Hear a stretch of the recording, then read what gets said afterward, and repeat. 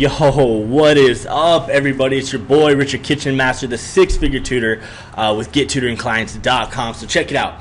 In this video, I always get asked, like, how do I start a crazy successful tutoring business? And so I kind of wanted to create like a little plan of action, a little something that you guys can actually take that's tangible and execute on. If you haven't already, and even if you do have a tutoring business already established, maybe some of these things will help you get to the next level. So awesome. So with that being said, guys, if you don't mind, if you guys are new to the channel, or if you guys find a lot of value out of these videos that I film for you guys every single week, then just please down below, just smash that subscribe button and give us a thumbs up, because it really helps the YouTube algorithm get the videos out to help more people just like you and help more tutors so we can make more impact. So with that being said, guys, let's go.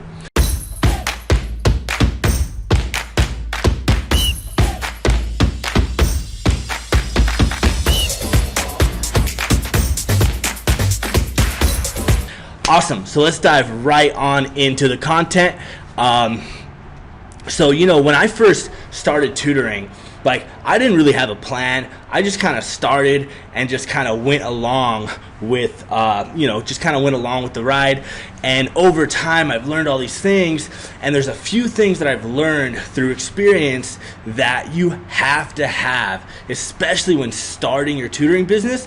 And this is going to help you just get started and become successful and get your first student, your fifth student, your 10th student just that much faster, right? So there's a few things that you must do when starting your tutoring business that are essential. They're something that every single tutoring business must have, right? Okay, so the first thing you need to do is to determine your expertise, to find your message, to find your voice, to figure out exactly who the customer and audience is that you want to serve, right?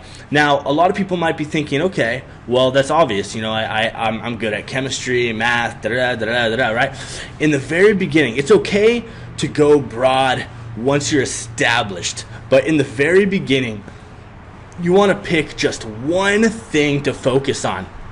Like, if you love and you know that you're going to enjoy helping people with math and blessing the world with your gift of being able to help students with math who otherwise, wouldn't be able to do it on their own, then pick math, because you can, when you start to market and do that stuff, you can craft your message and become the expert in just one thing, right? And so, like, if you were to go to a surgeon and you had to have open heart surgery, and that surgeon was like, oh yeah, I'm a surgeon by the day, but then at nighttime I'm a bartender, and on weekends I'm a pilot, and all these different things, you're gonna be like, whoa, like I feel like I want a heart surgeon, someone's gonna be working on my heart, to just master that one thing. That's all I want them to do. And that's the same thing with tutoring. You want to become the dude that is amazing at that one thing. Start getting really good results and testimonials and all those awesome things that go along with being really good at what you do, and then eventually you can hire more tutors later and stuff like that. So first thing is really just dig deep and think about the one thing you want to start with. I know it might sound counterintuitive, but trust me, it's going to make your life so much easier if you focus on one thing, okay?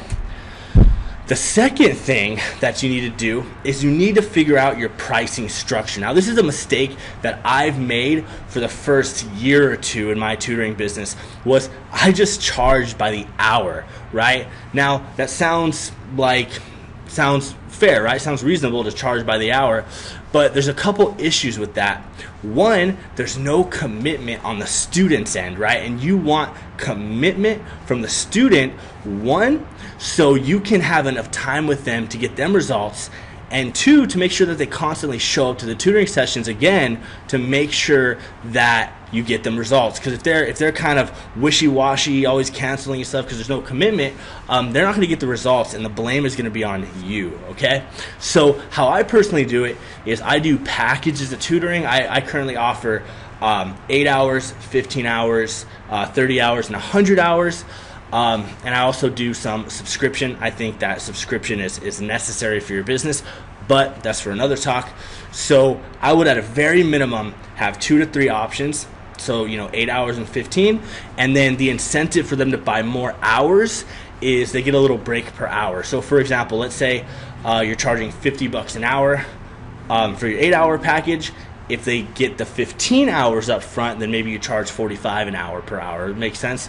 So I personally do packages. I recommend it because, one, it gives you cash flow, gives you money up front. It makes sure that they're committed to you, and then you're also guaranteed those hours. So there's a lot of benefits that go from not being on that hourly rate. Cool? Makes sense? Awesome. So the third thing you need to do is you have to get a tutoring management software. Like at first, if you just have 1 or 2 students, it's not too bad to kind of just do it by paper, do it by hand, or however you do that. But it's really important to get a software early on, because as you grow, you don't want to have to be putting everyone on the software when you get it, learning the software. It's all new and stuff. So you want to establish. So I use LearnSpeed, so learnspeed.com, and I also use Tutor Cruncher, so tutorcruncher.com. Just depending, if I had to choose only one out of the two, it'd most likely be Tutor Cruncher, because they have like a lot of really cool stuff that goes with it. Like they have like an online whiteboard, so you can do the tutoring online. Well, they actually integrate with like third party, but you can just integrate with them and stuff like that. LearnSpeed actually just implemented that as well. But if I could only choose one, I'd probably go with Tutor Cruncher. But I actually still to this day use LearnSpeed, especially for my in-person tutoring stuff. My online stuff I use Tutor Cruncher for. So those are stuff to research. I would just Google literally tutoring management software, see which one fits your needs, which one fits your pricing, which one you feel like can satisfy what you need. Spend time in it. Learn your softwares, because you want to leverage these softwares to grow your business. You don't want to have a bunch of paperwork and a bunch of, random like tasks and scheduling stuff by hand, and it just gets really messy. So first off, immediately start researching some management softwares for your tutoring business, okay? The fourth thing you need to do is you need to figure out if you want to tutor online or offline. You might already know that. Sorry, there's some sirens outside. But so you want to determine, because that's going to change, right? So if you tutor in person, then you got to kind of figure out, how do you want to do that? Do you want to tutor like at your house? Are you going over? Are you driving to them? Are you meeting in a public place? Right now, obviously, during the pandemic or whatever, that's probably not feasible, depending on where you live. In California, it definitely isn't. But yeah, so determine that. But if you're online, you need to figure out a software or some way to actually host your session. So it could be Skype, or it could be Zoom. Zoom is a really, really good tool. I personally love Zoom. I use Zoom. Or if there's one of these online whiteboard softwares that you want to go with. So determine the software that you want to use if you're an online tutor. But if you're an offline tutor, if you're going to tutor in person, figure out exactly how you're going to do that, okay? Cool. So the fifth thing you need to do is you need to now start your social media profiles. Go create a Facebook and create an Instagram at the very, very minimum. If you also plan on YouTube, do YouTube. If you also plan on doing like a group, some sort of free group or something for potential students out there or parents, I absolutely recommend that as well. But make sure whatever platforms you decide to start, posting on and putting yourself out there that you're a tutor and you're the awesome go-to tutor, then just make sure you commit. Make sure you commit to the ones that you actually end up doing. Because I remember when I was, doing this whole social media thing, and I had like all these crazy profiles that was so cool, but it just I wasn't able to be committed because there was just too much for me to do. So I recommend picking 1 or 2 at first, maybe like Facebook and Instagram, or you could do like Instagram and YouTube. But if you pick YouTube, make sure you post every single week and you post really consistently, because it's definitely a long-term game. But make sure you pick 1 or 2 and then have a plan of action to consistently post every single day, every single week, etc. Because if you can't be found online, then you're going to be falling behind, because most people, like I think it's something like 80% of people before they call you are going to research you. So they're going to want to see your social medias. They're going to want to see your website. They're going to want to see that you're a real person, that you're safe. You know, they can leave their kids with you, and you're good at what you do. So you can present that, you know, through your social media profiles. Okay, so that's the 5th thing you need to do. So the 6th thing you need to do is now you need to market yourself everywhere, anywhere you could think of. All the free stuff online, right? You could even do like Craigslist, right? It's not very effective anymore, but still, just make a Craigslist, right?